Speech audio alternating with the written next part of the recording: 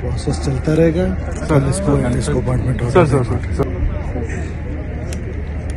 Application दी जी sir. ये हमारी बच्ची सीनियर स्कूल से पास आउट हो गई है। कॉलेज से 2 दिन यहाँ आती है सिर्फ इस बैंड की प्रैक्टिस के लिए, तो इसकी जॉब के लिए सर इन्होंने इंटरव्यू भी दिया हुआ है, लेकिन अभी तक कुछ भी अमल दरामद इन्होंने इंटरव्यू टेस्ट दिया हुआ है बैंड मास्टर के लिए। प्रोसेस सर इनको हमारी स्कूल में अपॉइंट कर दें। प्रोसेस चलता रहेगा सर। इसको अपॉइंटमेंट होगा सर।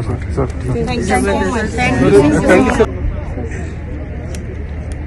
एप्लीकेशन दी जी सर। ये हमारी बच्ची सीनियर स्कूल से पास आउट हो गई है। कॉलेज से 2 दिन यहाँ आती है सिर्फ इस बैंड की प्रैक्टिस के लिए, तो इसकी जॉब के लिए सर इन्होंने इंटरव्यू भी दिया हुआ है, लेकिन अभी तक कुछ भी अमल दरामद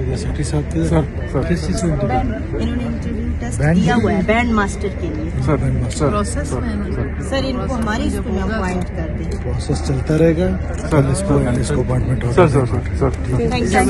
थैंक यू।